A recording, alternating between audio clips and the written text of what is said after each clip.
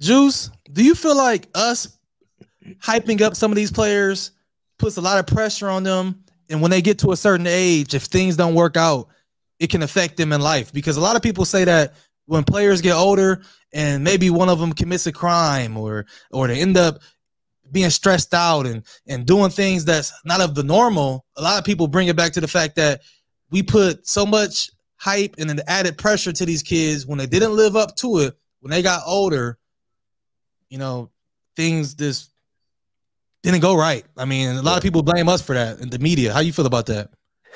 I look at it like both sided, because at the end of the day, people like us or people like Ballislife and who makes it, they're just doing their job. Essentially, they're just they're putting these players on their platform to show, oh, this person exists.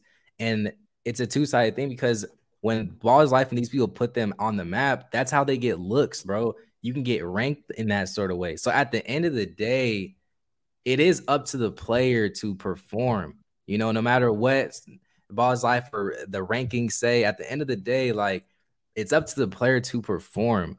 Now, it can be like a weird thing too, because if these platforms are saying, oh, this is the #1 point guard in the country, if they're like posting them every other day and making it seem like this guy is as good as he is when he's really not, like, that's where I say it can be a two-sided thing. But I'm not going to like just fault the media for hyping up specific players, because at the end of the day, if you really think about it, they're the ones putting them in positions to like get the bag, essentially, so they're kind of helping them at the end of the day. So I think it's really up to the player, but I do think it does affect the player mentally, if they don't, reach the potential that everybody says. And that really does suck for them, because like, injuries happen or things happen, or maybe they just aren't as good. But I don't know. It's really a two-sided thing. What do you think about it? I think that when we do blow these kids up and they get older and maybe they don't make it to the NBA and they 6'5" working in a Walmart and people walking by them and saying, hey, that's the former dude that used to be on Ballislife.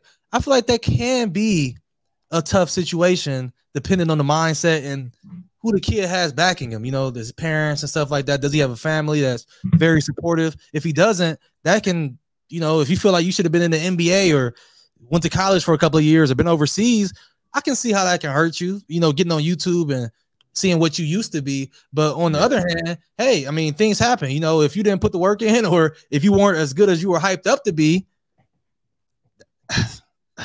I mean, I'm not gonna say it's on you, but things happen, man. Like, it's a tricky thing, bro. Like, I just don't think you can like fault people for trying to put you on, because at the end of the day, like, that's what they're doing, like, that's what these platforms are doing. They're saying this guy exists and his handles are elite. He's the most unguardable player in the country.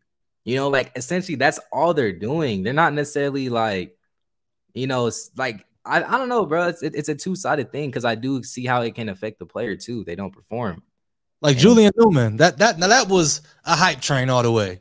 Like, anybody who thought that Julian Newman was possibly going to go to a high level Division I is insane. But there's people out there in the comments who really thought, because he went on the Steve Harvey show or Ellen DeGeneres, they really thought in their heads that he was going to be a 4 or 5 star player, top recruit, but he stands at about 5'5". Like, how was he not bouncy or nothing like that? Why do you think that was the case?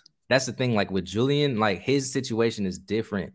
Mikey's situation is different, because they're smart. They get a bag off that, bro. Like, Julian Newman got a show with overtime. Mikey Williams, he got a show with overtime. So they're looking at it like business-minded, which I feel like a lot of these players need to do. And like I said, at the end of the day, these platforms are putting them on, and now all these platforms are giving them followers, bro. Now it's up to the player to monetize from these followers. What about the Ellis twins? What you think about them? Yeah, that's what I'm saying. Like, I support them because they have their show, I believe, on what is it? Is it Overtime or is it Balls? I know Overtime. They have a show on it's Overtime. Something. Yeah, they have a show like on some platform, bro. So I respect them. I'm not gonna sit here and say I don't know if they're gonna make it to the league or anything like that. Like, they're still young, you never know. But at the end of the day, like, it's gonna be up to them to determine their future. We just the ones with the camera. We're just the ones with the mic. We're just talking about it, bro. So